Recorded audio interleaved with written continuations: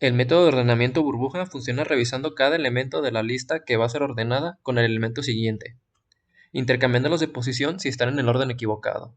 Es necesario revisar varias veces toda la lista hasta que no se necesiten más intercambios, lo cual significa que la lista está ordenada.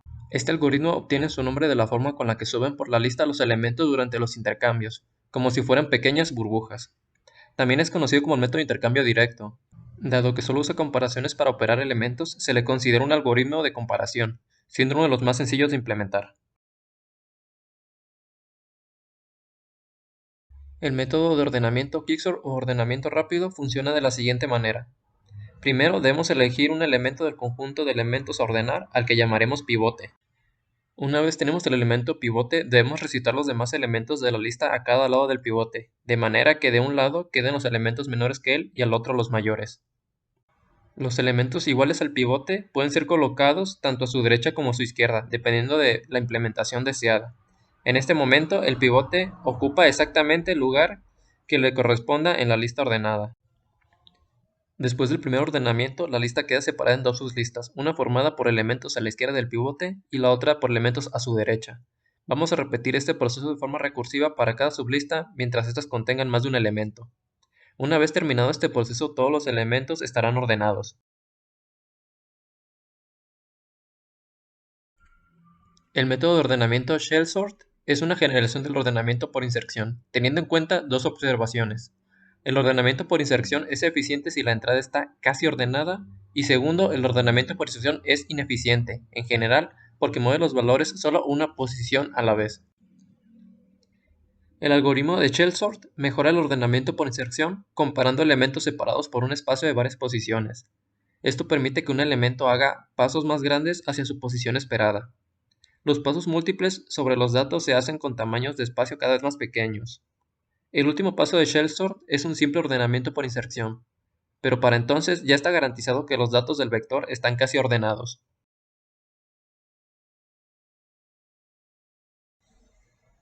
El método de ordenamiento radix ordena los enteros procesando sus dígitos de forma individual.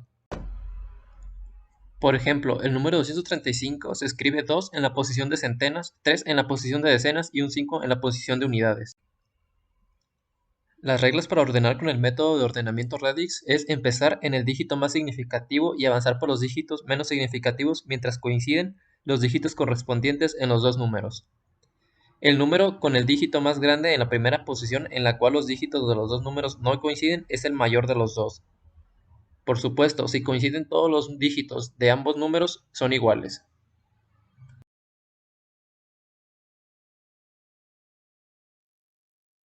Método de intercalación. Este método se clasifica dentro de los de ordenamiento externo y nos sirve para ordenar dos vectores o listas que se encuentran previamente ordenadas. Esto lo realiza intercalando sus elementos, guardándolos de forma ordenada en un tercer vector. Y bueno, su implementación o cómo funcionaría sería que compara el valor de cada vector y el que tenga el menor valor se guarda en nuestro tercer vector y el otro se sigue comparando con el de la siguiente posición del vector que avanzó y así sucesivamente hasta que algún vector quede vacío. Y cuando esto pasa, el vector, bueno, el otro vector que aún tiene valores, se agrega directamente todos sus valores al tercer vector y esto ya nos daría nuestro nuevo vector ya ordenado.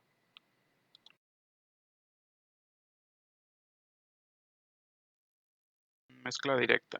Este método se clasifica dentro de los de ordenamiento externo y bueno, pienso que es el que más fácil de comprender, ya que lo que realiza es, bueno, se realiza vectores o listas y lo que realiza es separarlos por la mitad o un valor cercano a la mitad del tamaño y así las sigue separando las listas resultantes en más pequeñas hasta que ya no se puedan más, que sería como de un valor o dos.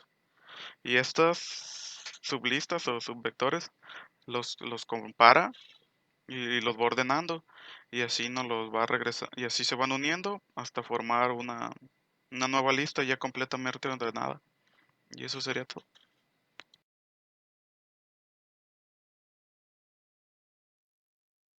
Mezcla natural.